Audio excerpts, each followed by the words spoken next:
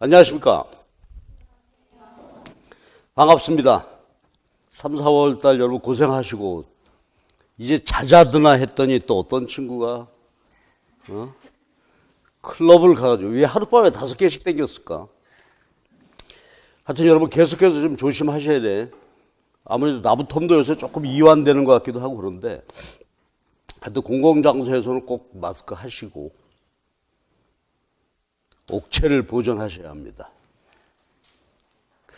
예, 그리고 이번 달 이제 우리 5, 6월 달은 기출문제 중심으로 이슈 파이팅. 그러니까 이제 우리 이론은 다 정리됐죠. 완벽하게 정리되셨지? 네, 그래서 그거를 이제 전제로 해서 문제를 푸는데 우리 이번 달에는 5, 6월 달 이번에는 기출문제 93년도, 92년도부터 객관식 문제 포함해가지고서 전부 다 풀어볼게요. 그래서 이번에 그 해설집도 내고 했으니 참조해서 열심히 하시기 바랍니다. 근데 기출문제를 보면은 우리 이제 출제 범위, 그 다음에 난이도 이런 게 조정이 되죠. 근데 기출문제 보시면 알겠지만 옛날 문제들이 훨씬 난이도가 높아요. 요즘보다는. 그래서 그거를 보시면서 과거 출제 범위는 뭐 요대로 요 안에 한정시키면 될 것 같아요. 경제학 범위는 뭐 넓고도 깊어서 우리가 다 커버할 수 없는 것이고 그렇게 하려고 그러면 예를 들어서 이제 공무원 시험 정도로만 공부한다고 해도 우리 공부 분량의 약 한 50% 이상이 더 추가해야 돼요. 범위가. 근데 우리 그거 안 나오는 거니까 그 부분은 스킵하기로 하고 그 대신 기출문제를 완벽하게 한번 그 분석하고 해결해서 거기서 다뤄지는 모든 주제에 대해서는 이론적으로 정확히 정리하시기 바랍니다. 과거의 객관식 문제, 좋은 문제들이 굉장히 많은 것 같아요, 보면은. 거기서 공부거리가 많이 있고.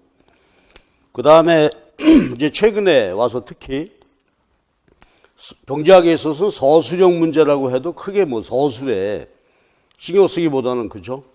그 이론적인 사실, 분량이 많지 않으니까. 그래서 핵심 내용을 정확히 기억을 하고 써야 되는데, 이제 경제학은 전부 뭐죠? 그렇죠. 논리의 전개 과정이 있는 거죠. 거기에 맞춰서 이렇게 정리하시면 됩니다. 그런데 이제 대충은 안 돼. 그러니까 그 서술형 문제 같은 것은 한번 써보는 게 중요하죠.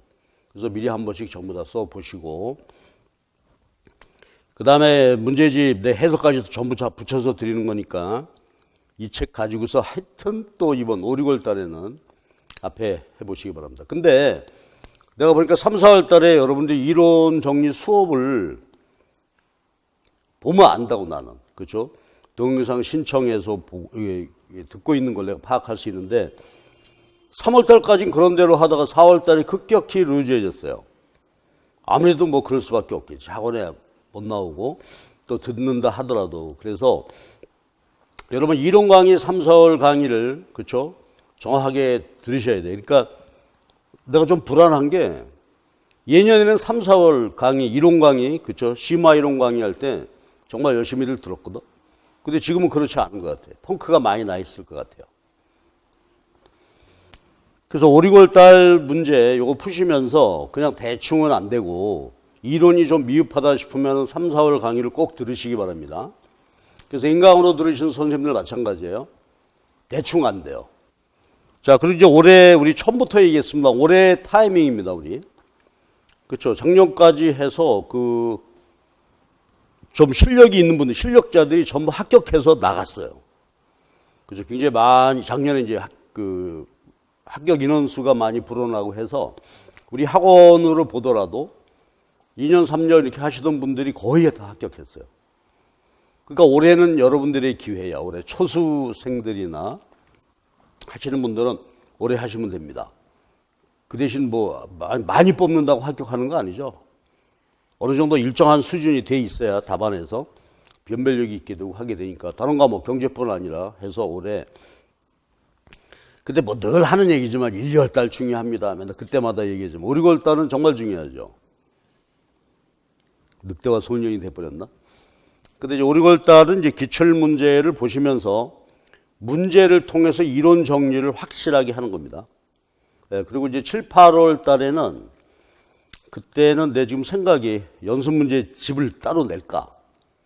그래가지고 집중적으로 보면서 공부할 수 있도록 하는 것인데, 7, 8월 달에 이제 전 범위, 전 과정을 거쳐서 A형, B형, 그런 형태로 우리가 연습이 꼭 필요하죠. 그 다음에 이제 모강이에요. 그 다음에 이제 실제 연습으로 가야 되니까. 근데 기출문제, 모든 시험에서 기출문제를 잘 분석한다고 하는 것은 시험 공부의 한 8, 90%는 됐다고 봐도 괜찮아요. 왜냐하면 기출문제에서 벗어나는 것은 거의 없다고요. 그 이제 왜 그런가 하면은 우리 시험은 특히 그렇다고 그러는데 우리 전국의 사범대학 교수님들이 돌아가면서 출제하시는 거죠. 외부 의뢰하지 않는 것 같아요. 이을 교수님 말씀 들어봐도 그렇고. 그러니까 그 안에서 출제가 된단 말이에요. 우리 출제 범위 벗어나는 일은 극히 없죠. 간혹 있죠. 작년에도 보면은. 그런데 그분도 보면은 한 분이 그 분야를 출제하시는 것 같아요. 그 관련 문제들을 보시면. 그래서 여기 나와 있는 것을 기출문제를 정확히 분석하고. 그러니까 여러분들 이 문제 풀 때 100% 맞춘다고 생각해야 돼요. 100% 정리해 준다. 자, 그리고 이 책 사용 설명서. 사용 설명은 이렇게 해야 돼요. 문제를 미리 풀어봐야 되죠. 미리 한번 풀어보고 오란 말이에요. 그런데 다음 진도 전체 다 싹 풀다. 이게 시간이 안 되거든. 그러니까 복습도 하고 해야 되니까 다음 진도 나갈 부분에 대해서 미리 한번 문제를 스캔하고 와라. 이제. 아, 이런 문제인데 이 부분은 내가 좀 걸림돌이 있다. 이건 뭐 쭉쭉 잘 알 수 있다. 그런 것을 미리 체크하고 수업 듣고 보완하고. 그러니까 미리 꼭 풀어보셔야 돼요. 그래야 기출문제에서 지금 어느 정도를 다루고 있다 하는 것이 전모가 드러나겠죠. 그래서 미리 풀어보시는 게 중요한데, 근데 우리 이 연습 문제집은 잘못 사용하게 되면은 독극물이 돼버려요. 왜냐하면 거기 밑에 답 바로 붙어 있고 답 해설 바로 있지. 그러니까 문제 읽고 바로 해설 읽고 답 보고 그러면 안 된다 이거예요. 그러면 이건 굉장히 좋지 않은 거예요. 근데 해설이나 답은 사실 뒤로 이렇게 몰아서 책을 편집하는 게 좋은데 그렇게 하게 되면 또 보기에 불편하다 하는 원성이 자자하죠. 그래서 해설 바로 붙여놨는데, 그러니까 미리 볼 때 하나의 팁은 문제를 미리 쭉 보시는데 가림막을 하나 설치해라 이거지. 이렇게. 그렇죠. 뭐 카드나 이런 걸로 해가지고서 하얀 거 해서 해설은 가려놓고 정답과 해설은 가려놓고 여러분들이 연습장 켜놓고 답안 작성하고 해봐야 돼요. 그리고 특히 서술형 문제는 우리가 써봐야 되잖아요. 그러니까 자기 손으로 써봐야 된다. 그지? 내용은 뭐 나는 해놨습니다만 그거 보고 내용 이해했다. 그거는 공부의 40 내지 뭐 30% 정도밖에 안 될 거예요 아마. 자기가 직접 해봐야 돼요. 자, 확인해 봅시다. 문제를 미리 풀고 공부하는데 어떻게 한다고? 해설은 아예 시커멓게 칠해버리는 게 좋은데 그럴 수는 없으니까 막아놓고 정답과 해설을 미리 보지 말고 막아놓고 옆에 연습장에다가 그림 그리고 해라. 그 다음에 또 하나의 팁은 문제가 쭉 이렇게 있잖아요. 1번, 2번 이렇게 문제가 돼 있을 때 이 연습 문제, 특히 연습 문제집 같은 데는 여기다가 밑줄 긋고 옆에다 계산 과정 풀어보고 그거 절대로 안 돼요. 이 책은 그냥 순결한 상태로 놔둬. 밑줄도 긋지 말라고. 그렇게 되면 연습 문제집 아주 활용도가 굉장히 떨어지게 돼. 그리고 뭐만 하면 될까? 처음에 딱 읽어서 오케이. 그 다음 이건 긴가민가 했다. 아, 이건 몰랐다. 요 표시만 하라 이거지. 요 표시만. 이렇게 해놓고, 그렇죠? 계속해서 반복적으로 세목골, 긴가민가 했던 거, 그 다음에 몰랐던 거, 이거를 반복적으로 풀어야 돼요. 이 책을 들고 다니면서. 그러면 진도가 쌓이면서 앞에 분 보고 또 보고 할 거 아니겠어요? 그래서 끝장을 낸다. 한 권으로. 근데 이 표시 안 해놓고 책에다가 막 뭐 쓰고 하게 되면 나중에 보기가 싫죠. 밑줄 친 그 부분만 보게 되고. 그건 아주 좋지 않죠. 기본서도 마찬가지예요. 기본서도 그렇게 안 하는 게 좋죠. 그래서 이렇게 활용을 해서, 자, 순서는 이렇습니다. 플로우 차트는 이래요. 미리 가림막 설치하고, 그죠? 해설 보지 말고, 한번 전부 풀어본다. 눈으로 보나, 눈으로. 그래서 풀 수 있나 없나 보고, 그 다음에 수업, 강의 들으시고, 그 다음에 마무리. 마무리는 치열하게 해야 되겠죠. 서술형 문제 같은 거 한번 써보고, 그 다음에 계산 과정 같은 거 다시 한번 풀어보시면서 해서 기출문제 풀고 나면 여러분 어느 정도 자신감이 생길 거예요. 본인이 주체적으로 파악할 수 있잖아요. 출제 범위와 내용, 난이도, 그리고 해당되는 주제. 그래서 내가 이슈 파이팅이라면 재작년에 그렇게 한번 했었는데 그때 효과가 아주 좋았어요. 이슈 파이팅. 그러니까 우리가 다루는 이슈 중심으로 거기 집중적으로 완벽하게 해결해라. 그러니까 우리 요거 가지고서 할 수 있겠죠. 그래서 이걸 잘 활용하시면 여러분이 공부하는데 이제 어느 정도 나머지 시간에 내가 자율적으로 어떻게 관리해가지고서 시험 대비할 수 있다. 실전적으로. 그게 예측 가능하고 여러분 자신감이 생길 것 같아요. 그러니까 이 정도만 하면 되겠다. 그렇게 되면 5, 6월 달에 이론 정리하고 이걸로 해서 이슈 정리되고 나면 그 다음에 자기가 보완해서 추가적으로 공부할 거 챙겨서 볼 수 있겠죠. 그래서 근데 모든 수업은 마찬가지야. 활용도 똑같이 수업을 들어도 그 수업을 들어서 자기가 100% 활용하는 분들이 있고 수업을 들으면 들을수록 오리무중으로 빠지는 분들도 있어요. 분량은 자꾸 많아지고 하게 되는데 정리 안 해두면은 혼란스럽기만 하다고. 여러분 그렇게 하지 않도록 주의하시면서 한번 해봅시다. 오늘은 이제 첫날이어서 내가 보충 문제도 몇 개 집어넣어놨어요. 이 앞에 부분은 워낙 경제학에서 기본적인 것이기 때문에 뒤에도 보충 문제를 넣을까 하다 분량이 너무 많아지고 나중에 분리하는 게 좋겠다. 그래서 뒤에는 안 붙였는데 앞에 부분은 기본적으로 수요 공급, 응용 이 부분은 모든 경제 분석에서 기초가 되기 때문에 보충 문제 내가 몇 개 해놨습니다. 그리고 여기는 이제 특히 계산 같은 거 많이 풀어봐야 되겠죠. 계산은 무조건 책에다가 연필을 쓰지 말고 연습장 옆에다가 일일이 다 풀어봐라. 근데 우리는 사실 계산 과정 쓸 필요는 없잖아요. 그림도 그릴 필요 없죠. 그러나 우리가 문제풀이 하는 데는 꼭 필요하니까 연습 문제 풀면서 계산 과정이나 그림 소홀히 하지 말고 직접 다 해보시기 바랍니다. 특히 계산 과정 같은 거 해설 보면서 아 이렇게 풀면 되는구나. 지는 못 풀어 현장에 가면. 그래서는 아니 되옵니다. 그렇죠? 자, 그럼 이제 한번 보도록 할까요? 오늘은 1, 2, 3, 4, 5 해서 수요 공급 이론의 응용 부분까지 오늘은 좀 시간이 빠듯할 것 싶기도 한데 그래도 내용 다 아는 내용들이니까 이 부분은 한번 달려봅시다. 자, 1장은 뭐 객관식, 주관식 구분이 없어요. 그래서 그대로 할게요. 자, 1번 문제입니다. 아주 기본적인 얘기죠. 합리적 의사결정 어떤 경제 원리에 입각하는가. 합리적 의사결정. 경제 원칙이죠. 최소 비용 최대 효과란 말이에요.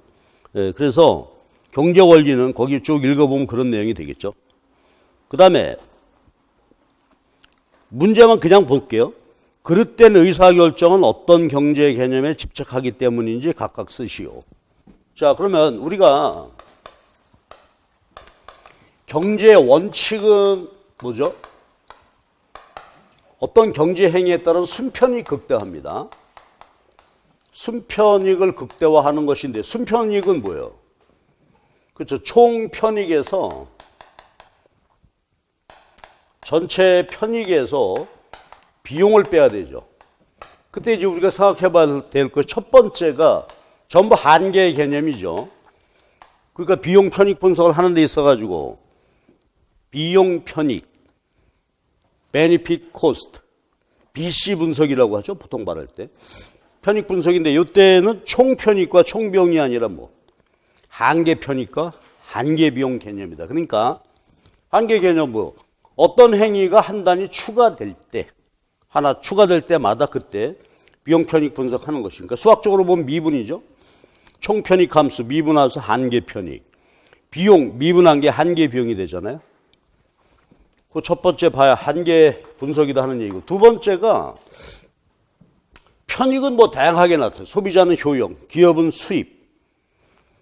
비용이 문제인데 경제학에서 비용은 기회비용이죠. 그러니까 화폐적 비용에다가 플러스 포기한 대안의 최고가쵸. 포기한 대안의 최고 가치, 대안, alternative의 최고 가치까지 포함해서, 그렇죠? 그 내가 1시간 놀 때, 1시간 노는 것만 아니라 이거지. 1시간 놀지 말고 다른 과목 법을 할 수 있었는데, 경제학 하기로 마음먹고 안 했다. 비용은 1시간만 날아간 게 아니라, 1시간 법학 공부했을 때 그 포기한 대안 가치도 고려해 봐야 되죠. 이거 뭐 우리 일상생활에다 적용되는 개념이다. 그런 말씀 드렸고요. 기회비용 중심이고, 그런데 여기 등장하는 비용이 매몰 비용이라는 게 있죠. 매몰 비용은 어때야 돼? 포기해야 돼, 이거. 과거 선택이 잘못됐다. 그러니까 거기에 연연하면 안 된다. 그렇죠? 매몰 비용은 포기. 자, 그래서 순편이 극대화할 때 이것입니다. 그러면 요 관점으로 볼 때 편익은 극대화하고 비용은 미니마이즈 해야 되죠. 최소 비용, 최대 효과의 원칙이다. 그래서 그런 내용을 묻고 있어요. 그릇된 의사결정은 뭐 때문에? 기회비용 똑바로 챙겨보지 않고 매몰 비용에 집착해서 매달리고 포기할 것은 간단히 포기해라. 그렇죠? 2번은 마찬가지죠. 거기 보게 되면은 다음 질문에 답하셔. 가나 다라 해놓고 1. 그러면 선생님이 요 4개 예를 들어가지고 우리에게 보여주고자 하는 개념은 기회비용 개념이죠. 기회비용 개념이에요. 그래서, 그래놓고 두 번째 질문은 이 중에 2개를 골라서 그걸 한번 설명해봐라. 이거죠. 기회비용 개념으로 설명해봐라 하는 거예요. 자, 불황기 휴학률은 줄었다. 그러니까 경제 형편이 어려움에도 불구하고 휴학률은 줄었다. 그럼 기회비용으로 볼 때 예를 들어서 해설 한번 봐주세요. 휴학을 할까? 계속 학교 수업을 들을까? 어느 쪽 기회비용이 더 큰 거예요? 휴학의 기회비용이 더 큰 것이겠죠. 그러니까 휴학을 줄이고 학업을 계속한다는 얘기고, 화폐 수요는 이자율에 반비례한다. 화폐 수요. 요거 화폐 수요 함수 보면 우리가 2번 문제에 있어서 그 두 번째 요거는 이게 이해가 되냐 이거예요. 금융자산 하게 되면 뭐지? 통화 채권이죠. 통화와 채권이야. 근데 통화는 수익이 없어. 채권은 수익이 있죠. 근데 위험으로 보면 통화는 안전한 자산이고 채권은 위험한 자산이니까 이거 따져봐야 되는 것이죠. 그럼 화폐 보유 기회비용은 뭐겠어요? 화폐 아니면 난 채권 보유하게 되면 채권 수익이 보게 되지. 그러니까 통화 보유의 기회비용은 이자가 되는 것이다. 됐죠? 그런 개념이고. 답은 전업주부 경제가치 호황일수록 더 크다. 어때요? 전업주부가 나가서 취업하지 않고 그러니까 포기한, 그렇죠? 취업했을 때 얻을 수 있는 수익인데 호황기일 때 어때요? 수익이 더 높은 임금 받을 수 있을 거 아니겠어요? 불황일 때에 비해서. 그러니까 개념 보게 되면 예를 들어서 노동 수요인데 호황기일 때 노동 수요가 증가하니까 호황기 임금이 높겠죠. 고임금이 되는데 불황기 때는 어떻게 돼요? 그렇죠. 노동 수요가 작아서 저임금 되겠죠. 그러니까 어떻게 돼요? 전업주부 기회비용은 호황기일수록 큰 것이죠. 내가 가서 일하면 더 많이 벌 수 있는 것이잖아요. 그렇죠? 그래서 이게 포기한 노동가치, 그게 전업주부의 기회비용이다. 그런 개념이고, 라는 똑같죠. 가와 똑같죠.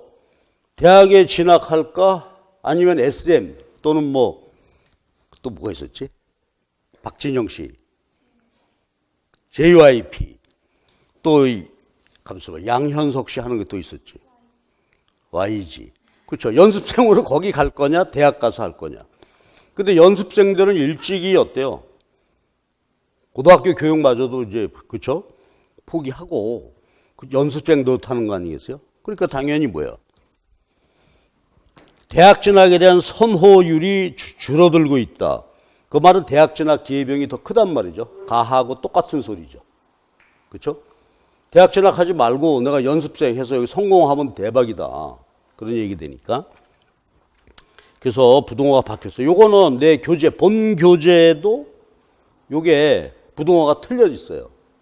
근데 지금 보니까 이게 그죠, 부동호가 바뀌어 있는 그런 상태가 있어요. 근데 이건 내가 지금 고백합니다. 옛날에 어떤 분이 이걸 나한테 지적을 한 적이 있었어. 질문에. 이거 부동호가 바뀐 거 아니야. 그랬을 때 그때 내가 뭔가 뻑 가갖고 아니다, 이게 옳다 그랬었는데 그때 그분한테 내가 지금 생각해봐도 벌써 몇 년 됐는데 예, 당연한 얘기를 내가 그때 오류를 범한 거예요. 거꾸로 생각했어 내가. 그래서 가의 사례하고 똑같죠. 그래서 나도 기회비용을 그렇게. 그러니까 여러분이 예를 들어서 내가 와서 공부해야 되겠다. 저 취업하는 것보다 지금 공부하고 있잖아요. 우리 뭐 딴 데 일하는 것보다. 그러면 딴 데 일하는 것의 기회비용이 크니까 이걸 선택한 것이죠. 보시면 되고. 그 다음에 기회비용 개념. 여기서 우리 시험에 뭐 출제가 많이 되지는 않겠지만 개념 확실히 보기 위해서 보충 문제 내가 몇 개 해놨는데 3번 기회비용과 매몰비용 개념이죠. 간단한 내용이니까 한번 보시고 관람권 샀는데 잊어먹었다 그지. 그래도 또 영화 봐야 되겠다. 그럼 뭐죠? 그 기회비용, 매몰비용으로 보고 그렇죠? 영화 보는 것의 가치가 더 크다 생각해서 그런 결정을 했다. 그렇게 보시면 되고 4번 문제가 한계적 선택이라는 것의 시험 문제가 이렇게 나요. 다른 시험에서 이런 형태로 이제 많이 묻게 되는데 그러니까 이런 얘기죠. 내가 하루에 예를 들어서 일요일 날 10시간 공부할 수 있는 시간인데 여기는 이제 이게 회계사 시험 문제였어요. 그래서 여기 나왔죠. 경제학, 회계학, 재무관리. 그러니까 우리가 한계적 선택을 한다고 할 때 핵심은 뭐냐면 10시간 전체를 경제학만 할까 회계학만 할까. 그건 안 된다 이거예요. 그거는 뭐예요? 토털 개념의 선택이죠. 그건 어리석은 거예요. 그러니까 10시간이 있을 때 1시간을 끊어서 1시간을 어느 시험 공부에 투입하는 것이 득점, 할 수 있는 점수가 많으냐. 한계 분석이란 말이에요. 그렇죠? 그러니까 여러분들이 오늘 마음먹고 경제학 끝장낼 거야. 그건 바보야. 그렇게 공부하면 안 돼. 그렇죠? 그러니까 내가 예를 들어서 앉은 자리에서 집중할 수 있는 시간이 사람마다 좀 다르겠죠? 나는 1시간이다. 나는 2시간이다. 그걸 한목금으로 해서 득점할 수 있는 순서대로 골라야 되죠. 근데 해설에도 해놨어요. 그래서 경제학 처음 점수하고 한계 점수 쭉 구해놨죠. 그래가지고 한계 점수가 큰 순서대로 시간 배분해야 된다. 그렇죠? 그래서 그 밑에 해놓은 거니까 한번 보시기 바랍니다. 예를 들면 최초 1시간은 경제학 또는 회계학 해야 돼요. 왜? 득점할 수 있는 점수가 45점이니까. 근데 세 번째 투입 시간, 그때는 재무관리를 해야 돼요. 한계 점수 쭉 보면 내가 구해놨잖아요. 재무관리 1시간 하는 게 37점 득점이고 네 번째 1시간은 재무관리에다 1시간 더 투입해. 그때 한계 점수가 20점이고 저 말씀 이해할 수 있겠죠? 그래서 한계 점수를 먼저 쭉 구해놓고 한계 점수가 높은 순서대로 10시간을 찾아가야 되지. 한계적 선택이다 하는 것에 이해가 되겠고요. 그 다음에 2장은 이제 경제학에 대한 것인데 2장에서 다루는 주제는 규범 경제학이냐 실증 경제학이냐. 그 다음에 경제학에서 범할 수 있는 오류. 이런 것은 가능성은 낮지만 확률은 낮지만 출제될 가능성이 높죠. 규범 경제학은 뭐죠? 먼저 실증 경제학. 실증 경제학은 사실관계야. 경제 이론이란 말이야. 그러니까 2장에서의 주제는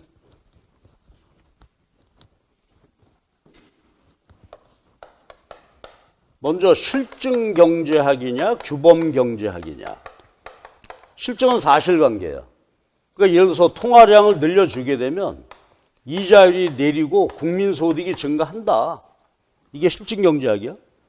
근데 이제 규범 경제학에서는 자, 통화주의 교수님들은 뭐라고 주장하죠? K%의 준칙, 룰을 지켜라. 재량적으로 개입하는 거 좋지 않다. 케인즈 쪽에서는 개입해라 적극적으로. 야당이 났는데 뭐. 요즘 얘기죠. 재정정책. 대학 교수님들이나 언론이나 되게 보수적이거든요. 자유주의 경제학이란 말이에요. 이쪽에서 개입하지 말라고 그러는 거고 정부 여당이나 공무원 쪽은 어떻게 돼요? 적극 개입해서 재정정책. 국가 채무가 좀 증가하더라도 빨리 개입해서 경기 회복시키면 좋지 않냐. 그게 견해 판단이 다른 것이죠. 이 규범 경제학이란 말이에요. 교수님 두 분들이 나와서 논쟁을 한다. 케인즈 쪽은 비개입이다. 케인즈 쪽은 적극적 개입이다. 이게 규범 경제학이죠. 그러니까 이거는 이제 실증 경제학을 전제로 가치 판단, 자기 생각을 주장하는 것입니다. 그래서 1번은 그런 것이니까 답은 4번이 되겠습니다. 규범 경제학은 가치 판단. 가치 판단은 자기의 의견, 자기 주장을 말하죠. 그게 포함되어 있으면 규범. 그렇지 않고 사실관계만 이야기 있으면 실증이죠. 그래서 1, 2, 3, 4는 실증, 1, 2, 3, 5. 요거는 실증입니다. 근데 4번 봐봐. 유치산업을 보호하기 위해서는 수익관세를 인상해야 한다. 요 두 글자가 규범이란 말이에요. 예를 들어서 유치산업을 보호하기 위해서 수익관세라는 것이 있다. 그럼 그거는 실증이죠. 그러니까 객관적 사실만 얘기하는 거 하고 주장이 들어가는 거 다르다 하는 얘기고, 그 다음에 이제 경제학에서 오류죠. 인과오류, 구성의 오류.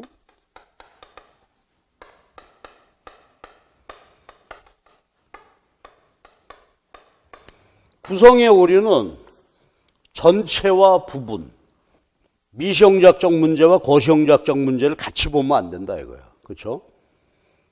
그래서 예를 들어서 국민경제 하기 위해서는 뭐 어떤 규제도 미시형작에서 그렇게 되면 개인의 효율적 선택을 저해하게 된다. 이런 것이 구성의 오류가 되고, 인과오류는 원인과 결과를 잘못된 거예요. 예를 들어서 A와 B하고 보세요. 상관관계가 있다. A가 크면 B도 크더라. 예를 들어서 키 큰 사람이 공부도 잘하더라. 그런 상관관계가 예를 데이터로 볼 때, 근데 거기에 인과관계까지 있는 건 아니죠. 키 큰 놈이 공부 잘해요? 나 같은 사람은 분해. 그런 말 들으면. 그렇죠? 상관관계는 있는데 인과관계는 없죠. 근데 마치 인과관계가 있는 것처럼 그렇게 말하면 그건 안 된다. 그리고 또 A이면 B가 아니라 B이면 A이죠. 이걸 거꾸로 판단한다든지 이런 것이 인과오류가 된다. 그래서 2번 문제가 구성오류. 구성오류가 1번입니다. 그렇죠. 이게 절약의 역설 같은 게 대표적이죠. 개인적으로 보면 요즘처럼 경기 침체니까 어떻게 돼요? 절약해야죠. 근데 경제 전체적으로 보면 유효세율을 줄여서 경기 침체 더 심화시킬 우려가 있죠. 그러니까 지금 재난보조금이라고 그러나요? 지급을 하는데 현금으로 주지 않는 이유가 뭐겠어요? 그게 바로 절약의 역설을 가져오기 때문에 그래요. 현금으로 주면 어떻게 될까? 저축한단 말이에요. 그러니까 상품권으로 주고 소비하세요 하는 것이죠. 근데 그조차도 요즘 보게 되면 어떻게 돼요? 현금으로 바꾸는 사람들이 있다는 거 아니야 또. 그거를 절약하는 거예요. 그러니까 돈을 주게 되면 사실 요새 같은 상황에서 경제 어려운 분들이 만약에 현금 주게 되면 소비할까요? 소비 안 한단 말이에요. 갖고 있는 거지. 저축하고. 이제 그런 것이 구성의 오류 예가 되겠죠. 다른 거 한번 읽어서 판단해 보시고요. 그 다음에 3번 같은 게 인과오류예요.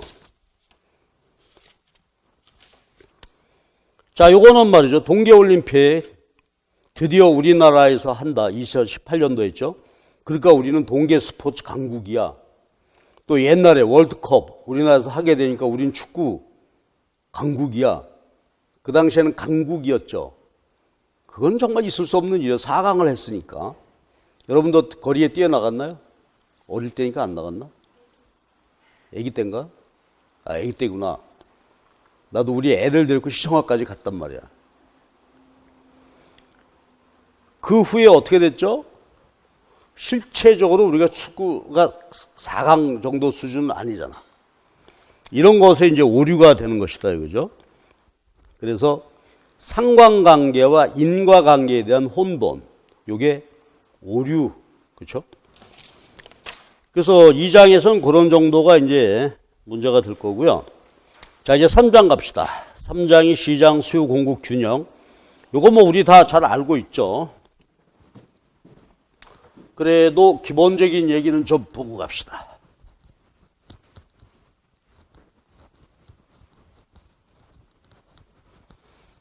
(3장은) 시장 수요 공급 균형, 그 다음에 여건 변화에 따른 분석, 이런 것들인데,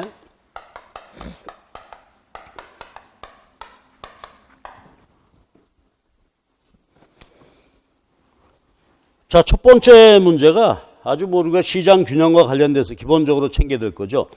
시장 균형. 얘다 이런 이제 객관식 문제가 났었네요. 그러니까 균형 조건은 뭐죠?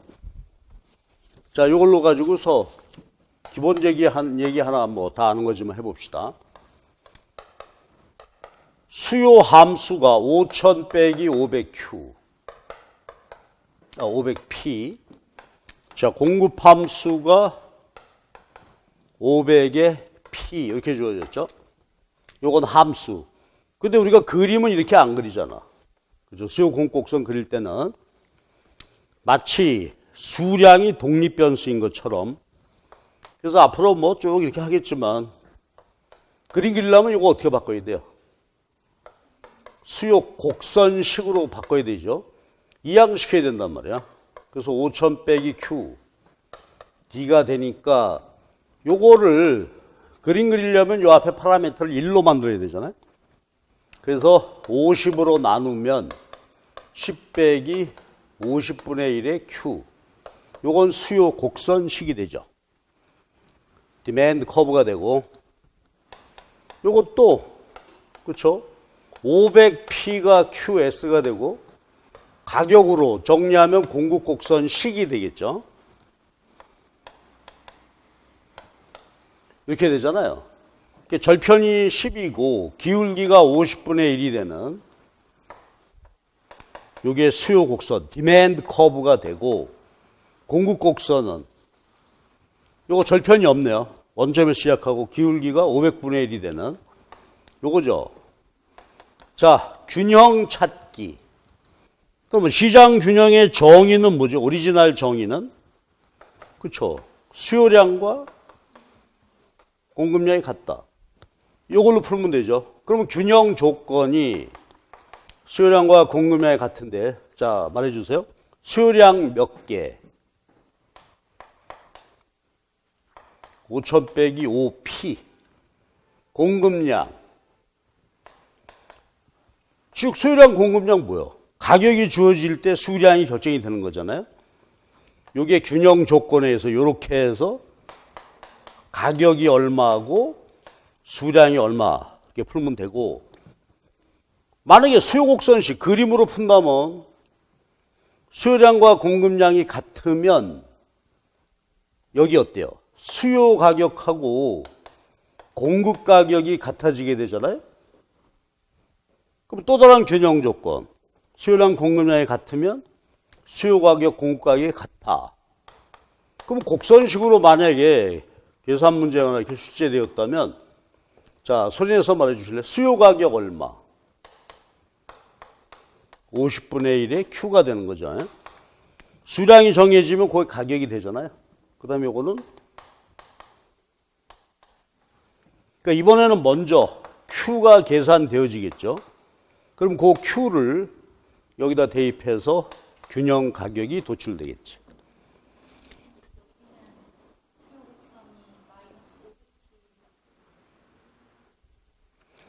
오타가 났나? 1번에 어떻게 됐다고?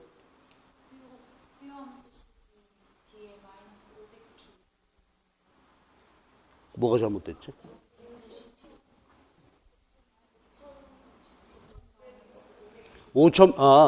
예. 500. 뭘 고쳐야 돼? 500. 그렇지? 그러면 1인가요? 맞아? 5000이구나, 이게. 5000이니까 10. 맞나? 네. 혹시 여러분 수치 틀리고 하면은, AI 인간 또 틀렸다. 그리고 고쳐주세요. 풀다 보면 뭐. 그래서 요새 열심히 어떤 분이 이제 동영상 들으면서 질문하시는 분이 계신데 아주 미안해 죽겠어. 오타 난 거. 그거는 숫자 틀린 거는, 이런 말 내가 참 무책임한 말이지만, 이건 오타가 났구나라고 하고 읽어주시기 바랍니다. 예, 오타의 생생한 현장을 바로 봤습니다. 자, 그래서 이제 시장 균형 찾는 거, 요게 기본이 되는 거죠. 그 다음에 계산 문제를 그 뒤에 거부터 좀 먼저 풀어보고 갑시다. 4번하고 5번을 먼저 풀어볼까요? 계산 문제. 4번, 5번인데, 예. 그러면 요거를 기본으로 놓고 한번 해봅시다. 요걸 이용을 해서 개념을 본 다음에, 예를 들어서, 이게 수요 함수, 공급 함수, 그로부터 수요 곡선식, 공급 곡선식 이렇게 나왔는데, 예를 들어, 소비자 숫자가 N명이고, 공급자 숫자가 M명이다. 근데 개별 수요 공급자의 함수가 똑같다. 이럴 경우에 이제 시장 수요 함수, 공급 함수 도출해야 되죠. 그럼 예를 들어 소비자는 10명이고 공급자는 3명이다. 그러면 함수로 주어져 있을 때는 우리가 어떻게 했어야 되죠? 수평합으로 더한다. 그런 얘기였죠. 수평합으로 더한다는 얘기는 뭐지? 일정 가격에서 개별 소비자의 소비량을 더하는 거죠. 근데 수요량이 똑같아. 그러면 한 사람이 얼마 가격에서 한 사람이 예를 들어서 가격이 1원일 때 4,500건 아니야? 4,500개. 1원일 때 4,500개. 그런 사람이 10명이니까 1원일 때 수요량은 몇 개가 되는 거야? 45,000개가 되겠지. 그러니까 요거 함수로 있을 때, 자, 마켓 디맨드 펑션은 어떻게 구해요? 소비자 숫자를 곱하면 되는 거죠. 가격이 주어져 있을 때 수요량이니까 5,000 빼기 500p.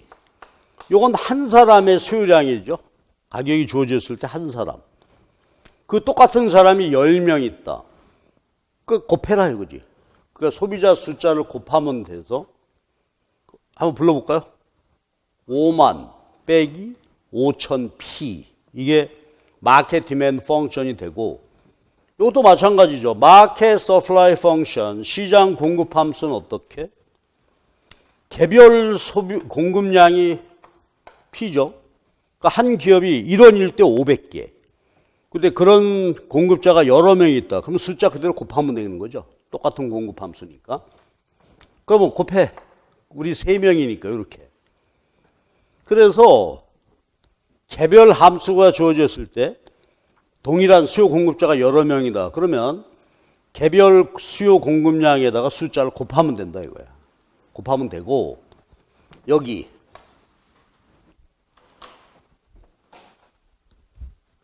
이것도 보세요. 절편이 10이고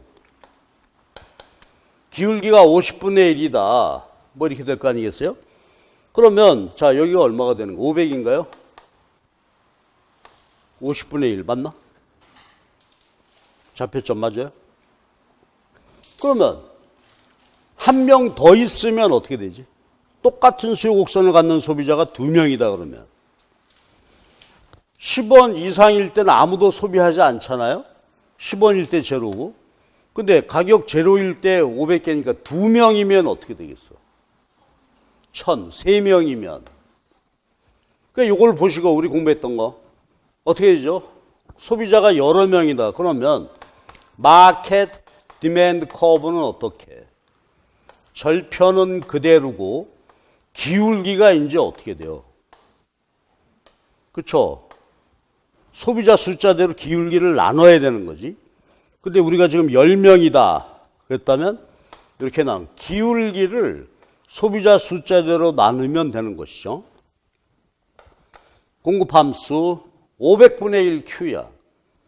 그러니까 여기가 500이고 가격이 1원일 때 이렇다는 거 아니겠어요? 똑같죠. 그럼 절편은 그대로겠지. 원점 절편인데 공급자가 한 명이 더 있어. 1원일 때 2명이면 1,000개, 3명이면 1,500개. 그래서 요것도 어떻게 돼요? 점점 기울기가 공급자 숫자만큼은 완만하게 바뀌는 거죠. 따라서 저기 마켓 서플라이 커브, 시장의 공급 곡선은 기울기가 지금 500분의 1인데 몇 명이라고 했지? 3명이라고. 이게 구하면 된다 이거지. 기울기를 공급자 숫자대로 나누면 된다. 그렇죠? 그래서 요게 시장 수요 곡선, 시장 함수 도출하는 거예요. 요거 우리 기본적으로 챙겨봐야 되는 것이고. 근데 요거 한번 보실래? 요걸로 한번 볼까요? 이거는 소비자 숫자, 소비자의 수요 곡선이 똑같을 때야. 근데 이제 4번 같은 거 한번 보십시오. 이런 게 얼마든지 나올 수 있어요. 4번.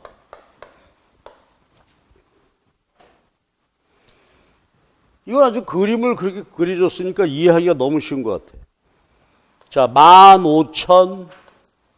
여기 좌표점이 2,000.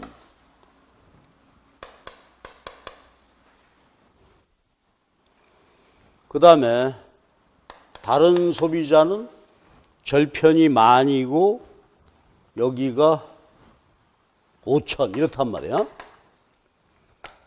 그러면 아까 수평합이라는 개념이 똑같을 경우에는 어떻게 돼? 예를 들어서 5원일 때 한 사람의 소비량, 두 사람, 세 사람 이렇게 되지 않겠어요? 가격이 일정할 때 수평합이라는 말의 의미는 동일한 가격 수준에서 개별 소비자들의 수요량을 쭉 더했다는 얘기죠. 그렇다면 이걸 아이디어를 보면 어떻게 될까? 수평합 일단 그림으로 이해를 해보면 이건 우리가 뒤에 공공재 같은 거 분석할 때 그때는 수직합이죠. 그때 보면 되는데 이거는 수평합이니까 보세요. 이게 지금 을이고 갑의 수요곡선인데 보세요. 10,000원까지는 어때? 갑과 을이 동시에 소비하려고 하죠. 근데 10,000원 이상일 때는 누구만 소비해? 을만 소비하게 되니까 수평합의 의미 어떻게 돼야 될까? 여기죠. 10,000원 이상일 때는 누구만 이 상품을 수요하고 을만 수요하는 것이죠. 10,000원 이하에서는 수평합의 개념이야. 그러면 10,000원일 때는 갑은 전혀 소비하지 않죠. 근데 이게 핵심이야. 그러면 가격 제로일 때 을의 수요량은 2,000개고 갑의 수요량은 5,000개니까 2개 더 해야 되겠지. 어떻게? 7,000이 되는 거겠죠. 여기 굴절돼. 그래서 이렇게 그려지게 될 거다. 여기 7,000개. 너무 길게 그렸다. 요만큼. 그렇죠? 요게 같아지도록 그려야 되겠죠. 그래서 이렇게 된단 말이야. 자, 그러니까 을의 수요량, 요거 가격 제로일 때 을의 수요량을 제로일 때 갑의 수요량에다가 요만큼 더해줘야 되죠. 더해줘야 되니까 요게 요 선분 길이가 되도록 이렇게 그려야 되겠지. 그러면 이거를 실질적으로 계산을 해봐야 되게 그렇게 그림이 지금 나왔단 말이야. 그럼 이거 어떻게 해야 될까? 아까 했던 개념 그대로죠. 마켓 디맨드 커브는 수평합이다. 그러니까 일정 가격에서 마켓 디맨드 커브는 그렇죠. 일정 주어진 가격에서 소비자가 동일하다 그러면 동일한 수요를 갖는 소비자라면 N 곱하기 그렇죠. PI QI 함수 주어진 것으로 해야 되는데 지금은 다르단 말이야. 다르게 되면 동일하지가 않으니까 개별 수요량 그대로 더하면 되겠죠. 어떻게? 갑의 수요량하고 을의 수요량을 더해야 될 거 아니겠어요. 그럼 이제 아이디어는 일단 그림 데이터가 이렇게 그림으로 주어졌으니까 여기서 알 수 있는 건 뭐지? 수요 곡선식 도출할 수 있겠죠. 두 사람의 절편이 있으니까. 을의 수요 곡선은 어떻게 돼요? 을의 수요 곡선은 P 이퀄 절편이 15,000, 기울기는 높이 밑변이 되니까 15,000을 2,000으로 나눈 게 을의 수요 곡선이 되는 거죠. 그렇죠? 을 수요 곡선이고, 갑의 수요 곡선은 갑 어디 갔어? 요게 갑이지. 그럼 갑의 수요 곡선은 절편이 만이고 기울기가 밑에 선분 길이 5,000이죠. 갑과 을의 수요 곡선이야. 근데 시장 수요 함수를 도출하기 위해서는 어떻게 돼야 돼? 얘를, 그렇죠? 함수식으로 바꿔야 되지. 함수식으로 바꿔. 귀찮아 죽겠어. 여러분이 해. 내가 여기다 써놨어요. 그렇죠? 수요 함수식을 썼어. 그래서 수요 곡선 도출했죠. 그로부터 함수. 그러면 시장 수요 함수는 어떻게 됐다고? 갑과 을의 함수식을 구한 다음에 그걸 두 개를 더하면 되죠. 그래서 복잡해. 근데 이제 질문은 뭐냐면 가격이 3,000원일 때 시장 수요량을 구해봐라. 그럼 가격 3,000원이니까 그림 그리면 요거겠죠.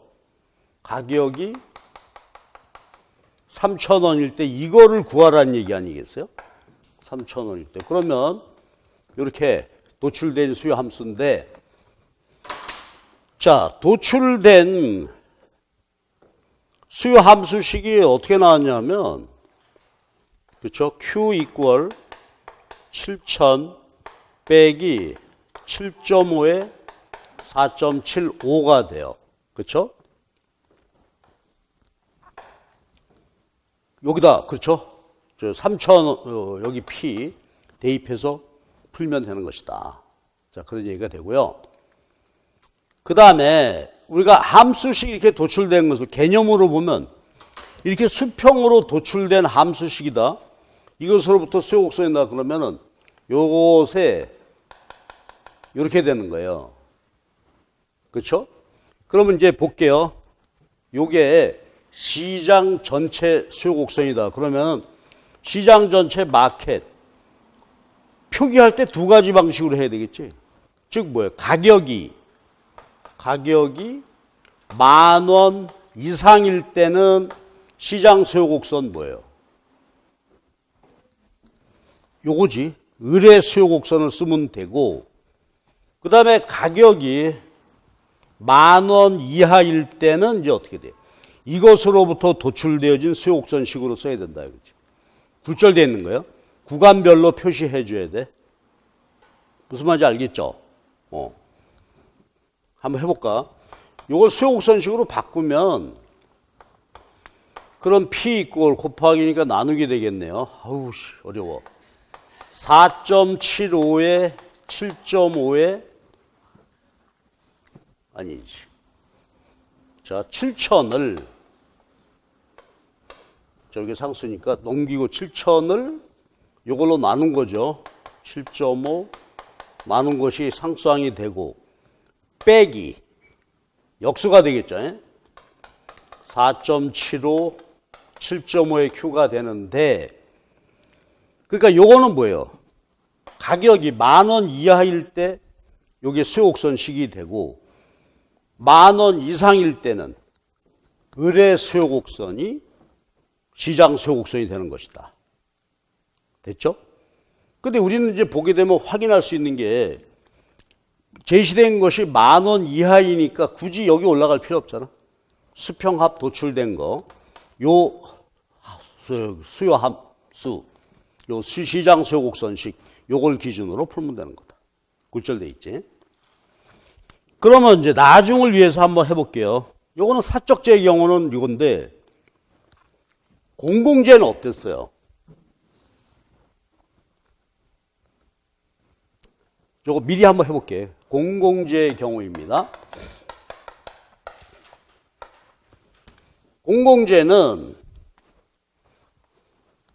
시장 수요 곡선을 수직으로 더하는 것이다. 그럼 예를 들어서 공공재 개별 소비자의 수요 곡선 인디비주얼 얘가 10 빼기 뭐 0.5의 Q이다. 그러면 절편이 여기 10이고 20이란 얘기죠. 근데 똑같은 수요를 갖는 소비자가 한 명이 더 있다. 마을 주민이 2명이다. 그럼 어떻게 구해 이거? 수직합이니까 마켓 디맨드 커브는 소비자 숫자를 여기다 곱하면 되는 거죠. 한번 해볼까요? 2명일 때 어떻게 돼? 2를 곱하면 20 빼기 Q가 되겠죠. 즉 이렇게 될 거란 말이에요. 절편이 20이고 그렇죠. 왜? 20개 이상은 누구도 소비하지 않으니까 수평축 절편은 그대로 있고 이렇게 수직으로 더해지게 될 거란 말이야. 요게. 그런데 만약에 달라.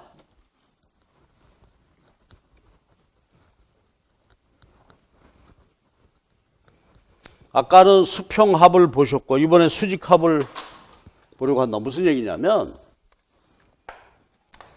갑은 A는 예를 들어서 10 빼기 0.5의 Q가 되고 B는 예를 들어서 20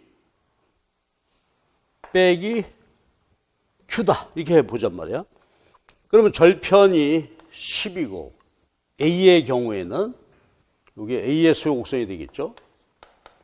절편 10이고 20이고 근데 B는 어때?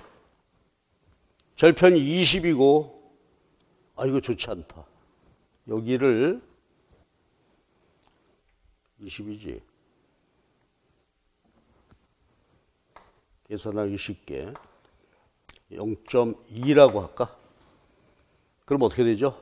절편이 여기가 20이 되고 기울기가 그렇죠. 0.2가 되면 이거 얼마나 나 헷갈려 죽겠다. 5니까 이렇게 되겠나요? 이렇게 되겠지. 그러면 수직합이다. 그러면 공공재 어떻게 해야 되겠어 이거는? 그렇죠? 20개 이상 100개 여기는 누구만 소비하는 거예요? B만 소비하는 거죠. 그러니까 요거를 수직합이다. 그러면은 요렇게 얹어놔야 되겠죠. 20개까지는 A와 B 두 사람이 동시에 소비하는 거고 20개 이상은 B만 소비하니까 그 다음에 여기는 두 사람 더 해야 되니까 이렇게 되겠지. 여기가 30이 될 거 아니겠어요? 그래서 이렇게 요게 그렇죠? 개별 수요가 다를 때 공공재 시장 수요 곡선 도출하는 것이란 말이에요. 그럼 요거 한번 해볼래요? 아까처럼 공공재 수직합이니까 동일한 수요를 갖는다면은 개별 소비자 지불 가격에다 소비자 숫자를 곱하면 되죠. 근데 얘는 달라. 그럼 마켓 디맨드는 어떻게 하면 되겠어? A의 지불용의 가격, B의 지불용의 가격을 더해야 되죠. 그럼 더하면 어떻게 돼? 요거와 요걸 더하라는 얘기니까 절편 30 기울기 0.7 Q가 된단 말이야. 그러면 요거 그린 게 뭐가 된다고? 이게 요거야. 요렇게 돼서 요게 되는 것이죠. 그러니까 이것도 구분해서 써야 되겠지. 그럼 이제 수요 곡선을 그림을 그릴 때 수요 곡선을 표기할 때 수량이 20개 이하일 때는 어떻게 되는 거예요? 누구만 소비해? 그렇지? 시장 수요 곡선, 마켓 수요 곡선이 10 빼기 0.5Q가 되고 그 다음에 시장 수요량이 50개 이상이 되면 요걸 써주면 된다. 그렇지? 됐죠? 그래서 요때 시장 수요 곡선은 30 빼기 이런 식으로 우리 나중에 보면 공공재 할 때 이거 도출하는 게 계산 문제가 나옵니다. 그런데 이 경우에도 당연히 균형을 묻는 것은 어디서 묻겠어? 수량이 예를 들어서 10개. 그러면 요 시장 수요곡선 여기에 해당되잖아요. 이렇게 풀면 된다 이거지. 그래서 지금 다를 때 개별 소비자들의 수요곡선, 수요함수 서로 다를 때 얘기했으니까 요거 제가 지금 말씀드린 거 요거를 연습장에다가 그대로 한번 반복해가지고 해보시기 바랍니다. 얼마든지 도출될 수 있는 문제죠. 이게 출제될 수 있는 문제니까 해주시고,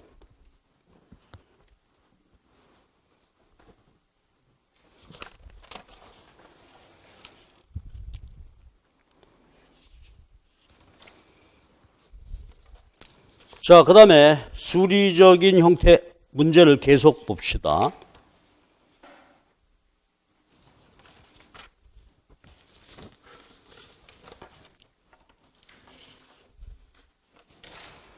자, 그러면 이제 3번 문제로 가볼까요?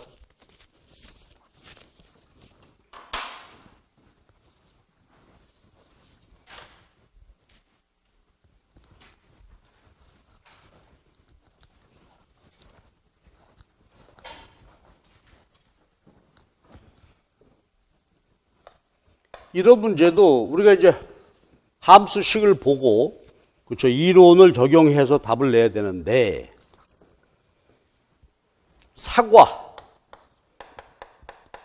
사과의 수요 함수라고 줬네요. 사과 수요 함수가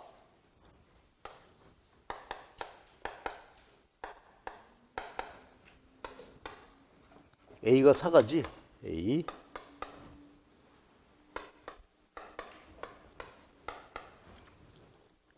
B가 지금 배입니다. 배. 요게 A고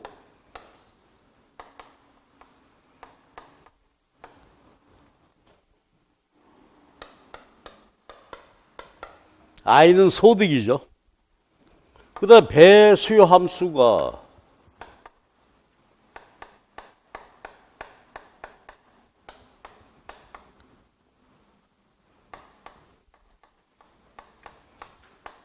A. 자, 이런 형태란 말이에요. 그러니까 이건 이제 우리가 일반화시켜서 보면 우리가 수요 함수 할 때 XJ 수요 함수는 function of 자기 자신의 가격. 그 다음에 뭐가 있었어요? 관련 재화의 가격. 그 다음에 소득과 부. 예상 물가, 예상 소득, 뭐 소비자 숫자 등등이었죠. 이거를 여기까지만 변수 표현해가지고서 구체적으로 써놓은 거지. 그럼 이제 우리 중요한 것은 요거잖아요. QA에 여기 보시면 부호가 마이너스 돼 있지. QB에 PB 앞에 부호가 마이너스니까 요건 뭐예요? 수요 법칙이지. 가격과 수요량은 반대로 움직입니다. 수요 법칙이고. 그 다음에 요거가 여건이죠. 여건 변화. 그럼 이제 우리가 봤을 때 수요 곡선이 도출이 이렇게 됐어요. 가격이 변화하면 선상에서 왔다 갔다 수요량 변화가 되고, 여건 변화하면 어떻게 되지? 얘가 좌우로 움직이는 거죠. 이렇게 여건 변화, 수요 변화, 좌우 이동이 됐단 말이야. 그래서 요거를 이제 식으로 이렇게 보여주고 있는 것이죠. 그런데 부호가 중요하잖아요. 부호가 마이너스. 그러면 A제와 B제, B제 가격이 마이너스니까 요건 어떻게 돼요? 서로 대체제, 보완제.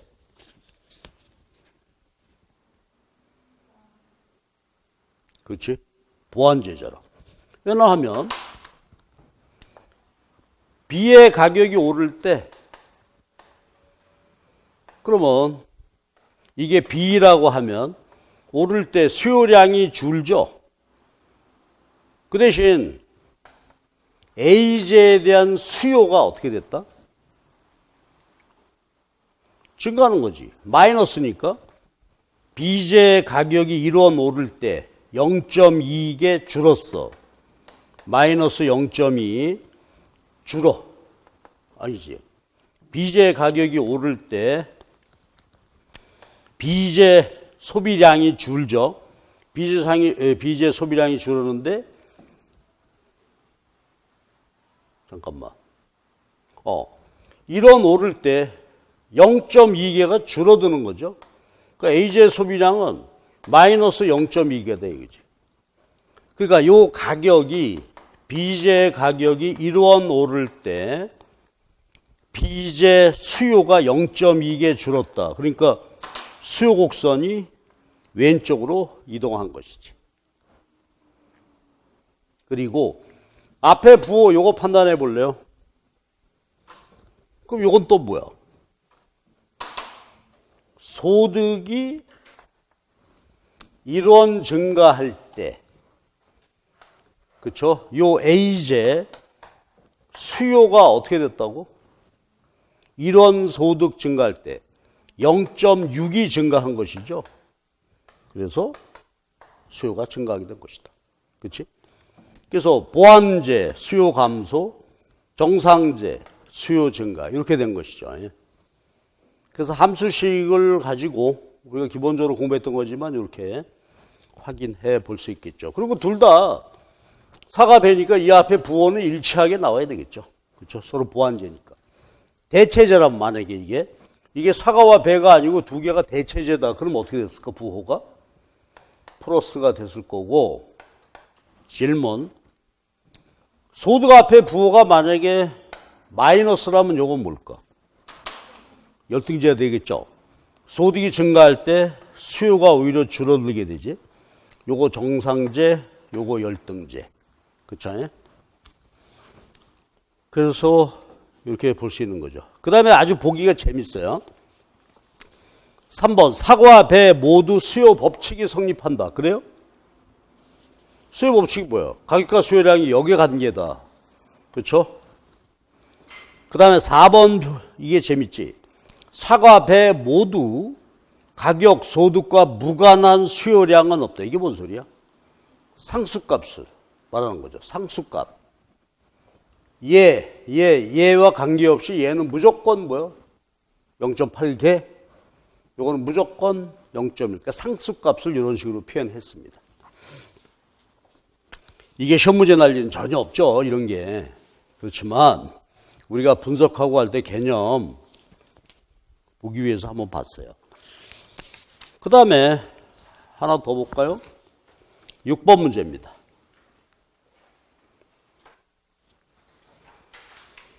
이제 구체적으로 이런 식으로 요 함수, 요런 형태를 균형을 찾아보는 거죠, 이제.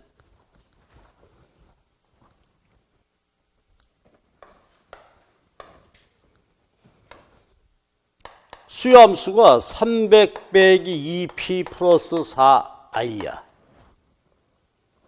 그 다음에 시장 공급 곡선은 공급 Q 이꼴 3p 마이너스 50.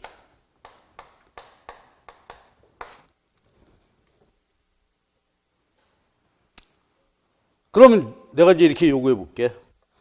이거 수요 공급 그림을 그려보세요.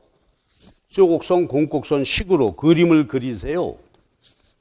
그럼 여기가 이제 Q가 되고 P가 될 텐데, 자, 이거 그리기 위해서는 뭐부터 먼저 해봐야 되지? 이 평면에는 지금 오로지 뭐만 보여줘? 가격하고 수요량만 보여주고 있죠? 얘는 보이지 않는단 말이야. 여건이야, 여건. 그래서 여건 불변하에서 가격과 수량만의 관계를 보여주고 있단 말이에요. 그런데 해봅시다. 소득이 얼마라고? 최초 25야. 자, 그러면 수요 함수가 어떻게 되죠? 325 빼기 2p가 되겠죠. 예. 그렇지? 틀렸냐? 고개를 격렬하게 좌우로 흔들었어. 아, 25구나. 요게 25니까 100. 천만다행이다. 야. 간단하게 되겠다. 400이에요, 400. 자, 그러면 이제 그냥 얘기 한번 해볼래? 수요곡선식 어떻게 되지? 절편이 400이고 기울기가 2니까 여기는 200이 되는 수요 곡선이 되겠죠. 예?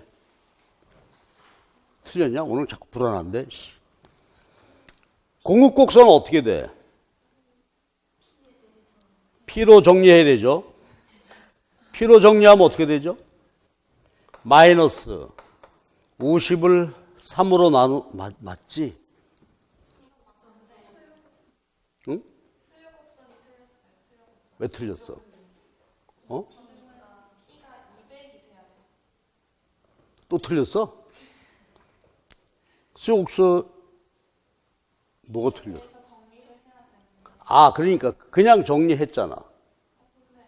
어머나, 틀렸어. 자, 다시요.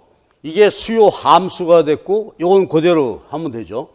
그러면 이제 수요 곡선식 도출하려면 어떻게 해야 돼? 이걸 P로 정리해야 되죠. 그럼 일어나면 여기 절편은 200이 되고 기울기는 넘어가면 0.5가 되겠죠. 기울기 0.5니까 여기는 400으로 그려야 되겠지. 이게 수요 곡선이 됐단 말이야. 요거 안 해볼까? 수요 함수가 400 빼기 2P니 가격으로 정리한다. 그렇죠? 넘기고 해야 돼서 그래서 얘가 200 빼기 0.5Q로 나온 거예요. 예? 나온 거고. 그 다음에 공급 함수가 3P 빼기 50이니까 공곡선 식은 어떻게 될까요?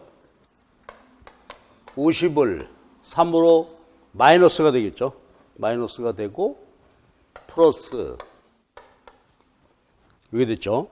절편이 마이너스 3분의 50이고 기울기가 3분의 1이 되는 요게 공곡선. 균형 찾으면 되겠죠. 최초의 이 상태에서 균형. 근데 여기서 내가 여러분에게 보여드리고 싶은 것은 요거야. 여건 변화를 수리적으로 확인해 본다, 그지? 25에서 소득이 20으로 줄었다. 그렇죠? 25에서 20으로 줄어들게 되면 여기 어떻게 되죠? 80, 아까 100이고 80이니까 이번에는 380에 빼기 2P가 되고 이걸 정리하면 어떻게 돼? 이게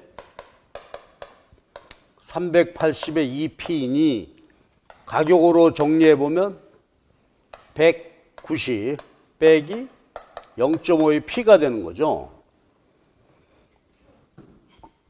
Q가 되는 거란 말이야. 그러면 우리가 보면은 여건 변화할 때 수요 변화, 수요 곡선이 좌우 이동한다는 얘기인데 여기서 보면 좌우 이동하는 것이 기울기는 그대로 변함이 없죠.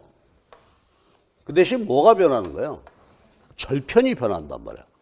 그러니까 아까 절편이 200이다가 이번에는 절편이 이렇게 됐다. 그래서 균형이 변화하게 되겠죠, 이렇게. 그래서 보세요. 아까 이거나 마찬가지인데 여건 불변의 법칙이다. 현재 요거나 요거 주어져 있는 상태에서 가격과의 관계만 그린 것이 수요 곡선, 공급 곡선이고 여건이 변화하게 되면 이런 식으로, 그렇죠? 수요 곡선의 절편이 변하게 되니까 기울기는 그대로죠. 절편이 변하게 되니까 좌우로 이동하게 되는 셈이 되는 거지. 됐지? 그래서 이렇게. 그래서 오늘 이 뒷부분 얘기는요. 나중에 우리가 이제 시장 균형 여러 얘기할 때 기본이 되는 거니까 이거 놓치지 말고 챙겨주시고. 자, 돌아가서 이제 2번 문제로 갑시다. 2번 문제를 보시면 자, 3장의 2번 문제. 요게 우리가 임용 13년도 계산 문제, 14년도부터 시험제도 개편됐어요. 그래서 그 전까지가 참 어려웠던 것 같아요. 객관식 시험도 보고 주관식 시험도 보고 그때 굉장히 어려웠습니다. 객관식 시험 문제가 굉장히 어려웠어. 이런 식으로 나게 되면 이게 만만치 않습니다. 그러면 요거는 이제 그렇죠. 지금까지 우리가 전부 수리적으로 말씀드린 거고,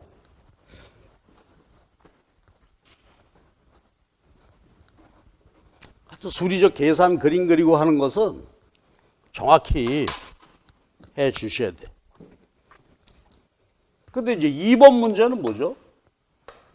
시장에서 지금 수요 공급이 이렇게 주어져 있다고 할 때 여건 변화죠. 간단하게 한번 생각해 볼까? 수요 측 여건 변화가 뭐였지? 아까처럼 얘 변화시키는 여건이 여기 X라고 할 때 YJ 가격, 인컴, 월스, 예상, 가격에 대한 expectation 예상, 소득에 대한 예상, 그 다음에 소비자 숫자 이런 것이었죠. 이것이 변하면 변화해. 그런데 X하고 Y가 서로 어때요? 대체제냐? 보완제냐? 또 소득부 얘가 변화할 때 어때요? 이거? 정상제냐? 열등제냐? 봐야 되는데 그러니까 대체제 가격이 변화했다. 보완제 가격, 정상제, 열등제에 따라서 소득이 변화했다. 예상 변화인데 하나하나 우리가 알죠. 그냥 말로 쭉 한번 해봅시다. Y제, 대체제, 가격이 오르면 X제 수요는 어떻게 되고? Y제, 대체제 가격이 오르면 X 수요 증가. 아까 봤죠? 만약에 보완제 가격이 오르면 감소. 정상제인데 소득이 증가했대. 수요 증가 우측 이동. 열등제면 소득 증가할 때 좌측 이동. 가격 예상, 소득 예상. 소득이 증가할 것 같다. 물가가 오를 것 같다. 수요 증가죠. 진짜로 변한 건 아니지만 가격이 오를 것 같다. 사재기, 미리 더 사는 거고. 소득이 증가할 것 같다. 그러면은 상을 풀리겠구만. 미리 쓸 거 쓰자 좀. 그 다음에 소비자 숫자가 증가. 이건 뭐죠? 시장 수요가 증가하겠지. 이게 여건 변화란 말이야. 그 다음에 공급 측 변화는 뭐죠? 제일 중요한 게 비용 변화 요인이지. 왜냐하면 공급 곡선이 한계 비용 곡선이잖아. 비용 곡선이니까 비용이 변하는데, 자, 팩터 프라이스, 임금, 이자율, 렌트, 지대가 변화하면 비용 변화하겠죠. 그 다음에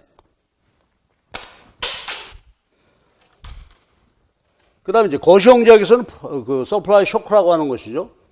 각종 원자재 가격이 변화한다든지, 그 다음에 세금, 보조금, 기술 진보 이런 것들이 기술 변화 이런 것이 비용 변화, 공급 변화 요인이 되죠.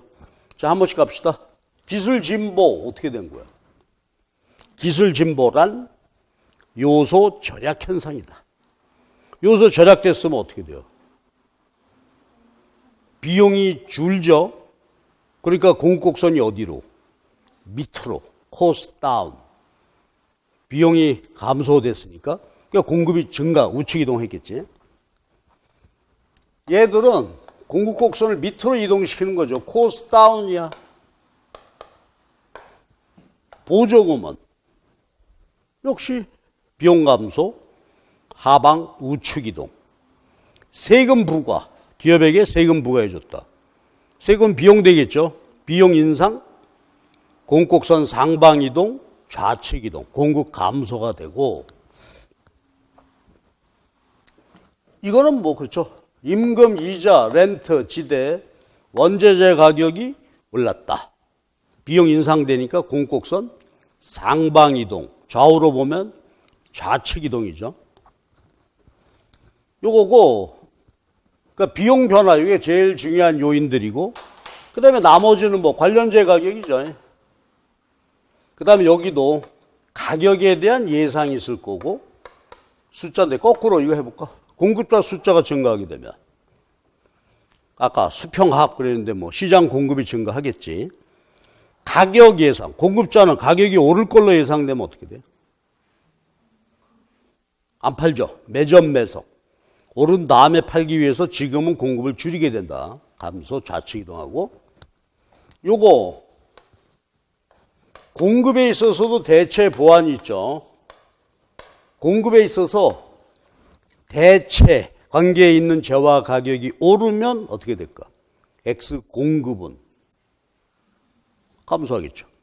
내가 이 밭에다가 콩 심을 수 있고 팥 심을 수 있는데 콩값이 오른다 그러면 콩농사 콩 공급량 증가하니까 팥의 공급은 줄게 될 거고, 보완 생산에서 보완은 우리가 두부와 비지 그런 거 했죠. 두부 가격이 오르면 어떻게 돼? 두부 공급량 증가, 비지 공급 증가하는 것이었죠. 이거란 말이에요.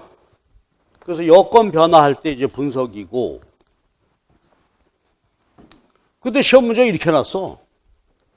이렇게 나면 긴장해야 되죠. 옛날 한 문제인데 한번 보시면, 그러니까 모든 여건 변화 지금 했던 것처럼 거기 맞춰서 풀면 되는데 연습 한번 해보자. 잼과 버터는 대체제죠. 잼의 원료 과일, 버터 원료 우유. 그런데 버터 균형 거래량이 증가했고 잼의 균형 가격이 상승했다. 그러면 가와 같은 변화가 일어나려면 보기 5개 중에서 그쵸? 뭐냐? 버터 균형 거래량은 증가했고 잼의 균형 가격이 내렸다? 그러려면 어떤 변화가 있어야 되냐? 그 답 찾아라 이거지. 이게 보통 피곤한 문제가 아닙니다. 그렇죠? 하나하나 다 해서 짝을 맞춰봐야 되는데 답은 다행히 1번이야.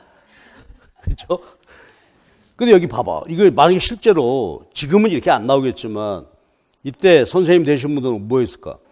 일단 가에 들어오는 거, 과일 가격이 올랐냐 내렸냐, 우유 가격이 올랐냐 내렸냐, 이 다 따져봤겠죠. 그 다음에 나의 변화를 보기 위해서 우유 가격이 어떻게 됐냐, 그죠? 과일 가격이 어떻게 됐냐, 경우의 수를 전부 다 따져가면서 해야 되는데, 그래도 출제 교수님이 자유로워. 그래도 가로 1번으로 놨으니까. 그렇지만 뭐 연습삼아 한번 해봅시다. 답이 간대요. 거기 한번 봐주세요. 과일 가격이 오르면 어떻게 되지?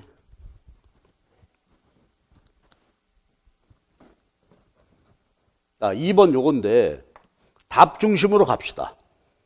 과일 가격이 오르게 되면 잼 시장에는 무슨 일이 있겠어요? 그렇죠? 과일 가격이 올라서 원자재 가격이 올랐으니까 공급이 줄죠. 그러면 버터 시장에는 뭔 일이 생겼겠냐 이거지. 그럼 잼값이 과일 가격이 올라서 잼의 공급이 줄어요. 잼 값이 올랐는데 잼과 버터는 서로 뭐야? 대체제지. 그럼 잼 값이 올라서 덜 먹게 됐으니 버터는 잼 대신에 버터 발라 먹자. 요새 내가 집에서 이걸 애타게 주장하는데 버터를 안 사줘. 배 나온다고. 내가 살다가 보니까 어떻게 버터 사는 것도 내 맘대로 못 사게 역전이 됐나 몰라. 내가 너무 부드럽게 대해준 것 같아. 여자한테 주도권이 다 넘어가 버렸어. 내 친구들 물어보면 다 똑같아. 오늘 저녁 뭐 먹을 거야? 주로 내려 먹어. 됐죠? 잼하고 버터는 대체제니까 이렇게 분석하면 되고, 그러니까 이게 이제 가에 맞단 말이에요. 우유 가격이 내렸다. 자, 우유 가격이 내리면 버터 시장에 영향을 주겠죠. 우유값이 오르면 역시 마찬가지로 뭐예요? 생산비가 내렸다고? 그럼 이제 비용이 내리니까 버터의 공급이 증가했겠죠. 대체제 잼 시장은 어때? 버터 싸게 많이 먹게 되니까 잼의 수요는 이런 식입니다. 그 아무것도 아닌데 이거요 사실 만만치가 않아요. 상황을 저 복잡하게 주고 풀어라 그러면 앞으로 우리가 연습 같은 데 몇 번 해보기로 하고. 자, 기출문제가 이 정도 나왔고요. 그 다음에 이제 수리 계산 요거 보기 위해서 보충문제 몇 개 봤는데, 이 문제들은, 그렇죠? 이게 뭐 어려워요? 그거 아니잖아요. 다 아는데, 특히 우리가 앞에서 수리적인 이야기 좀 했었죠. 수리적 주제에 대해서 수직합이다, 이거 너무 수평합이었죠. 수평합인데, 함수와 곡선, 도출하기. 그런데 보통 시험 문제는 동일한 수요, 동일한 공급, 수평합인데 다를 때 수평합의 의미는 그거고 함수 도출해서 그림으로 이해하고 공공재 얘기도 했었죠. 공공재도 꼭 한번 해보시고 이거 반드시 하셔야 돼. 이거 연습장에다 꼭 그리세요. 여건 변화는 뭐 우리 잘 할 수 있을 것 같고요. 자, 여기까지 말씀드렸어요. 자, 그럼 이제 잠깐 쉬었다가 두 번째 주제 탄력도. 여기도 우리 시험에서 아주 왕성하게 출제될 수 있는 그런 주제가 되고 또 여기서 시험 문제 안 나왔다 하더라도 탄력도는 어때요? 두고두고. 모든 경제 분석의 기본이 되는 것이죠. 쉬었다 합시다.